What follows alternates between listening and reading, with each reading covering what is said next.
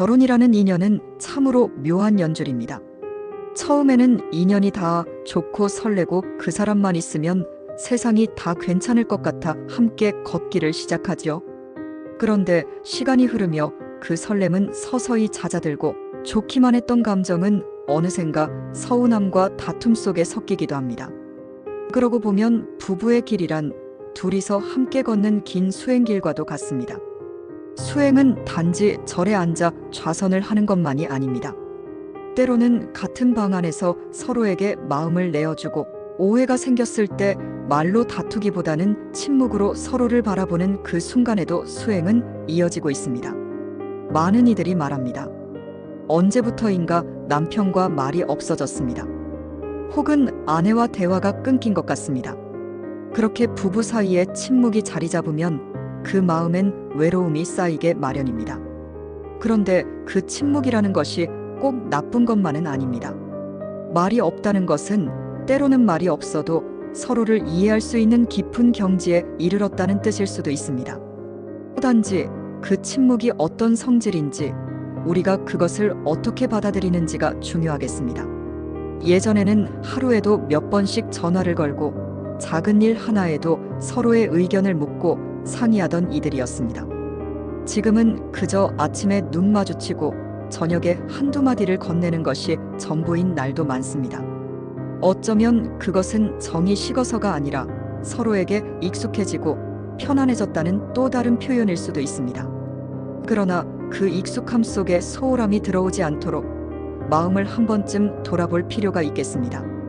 부부랑 같은 하늘 아래에서 업을 함께 짓고 함께 풀어가는 존재입니다. 혼자의 삶이었다면 겪지 않아도 될 오해, 참지 않아도 될 감정들 속에서 우리는 자신을 돌아보게 됩니다. 그리고 그 돌아봄이야말로 결혼이라는 수행에서 가장 큰 깨달음으로 이어질 수 있습니다. 상대가 바뀌기를 바라기보다는 내가 먼저 부드러워질 수 있는가? 그 사람을 내 뜻대로 만들기보다 있는 그대로의 모습을 받아들일 수 있는가? 그것이 바로 이 길에서 우리가 스스로에게 던져야 할 물음입니다.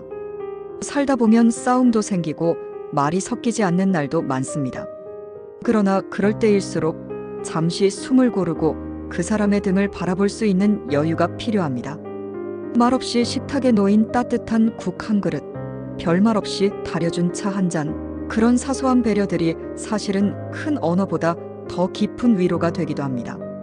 결혼은 둘이서 하나가 되는 일이 아니라 서로 다른 두 사람이 다름을 인정하고도 함께 살아가는 법을 배우는 과정입니다. 그 다름을 억지로 맞추려 하면 고통이 따르고 억지를 내려놓으면 평화가 찾아옵니다. 그것이 바로 무위의 삶입니다. 억지로 하지 않음으로써 오히려 자연스럽게 이루어지는 지혜의 길이죠. 결혼 초에는 자주 말했던 표현들이 시간이 갈수록 줄어듭니다. 사랑해, 고마워, 미안해 같은 말이 어느 순간부터 낯설어지고 입 밖에 꺼내기가 어려워집니다. 그러나 그 말이 사라진다고 해서 마음까지 사라지는 것은 아닙니다. 다만 표현되지 않은 마음이 점차 굳어지지 않도록 작은 용기를 내어야 할 때가 있습니다. 침묵 속에도 마음은 있고 마음 속에도 말은 있습니다. 중요한 것은 말을 하느냐보다 그 마음이 여전히 그 사람을 향하고 있느냐 하는 것입니다. 그 마음이 남아있다면 언젠가 그 말은 다시 피어날 것입니다.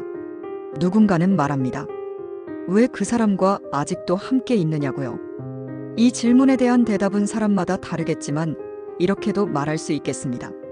같이 살아보면 알게 됩니다. 사랑으로 시작한 결혼이지만 함께 살아내면서 진짜 좋아지는 것이 결혼이라는 것을요. 처음엔 서로가 빛나는 사람으로 보여 함께했고 시간이 지나면서 서로의 그림자도 보게 됩니다. 그리고 그 그림자까지도 껴안을 수 있게 될 때 비로소 우리는 함께 산다는 말의 무게를 이해하게 됩니다. 결혼은 그저 같이 사는 일이 아니라 함께 자라는 일입니다. 마음이 자라고 이해가 자라고 기다림이 자라고 침묵 속에서도 여전히 손을 놓지 않는 법을 배워가는 일입니다. 그것이 바로 부부라는 이름 아래 우리가 짓고 있는 삶의 길이 아닐까요?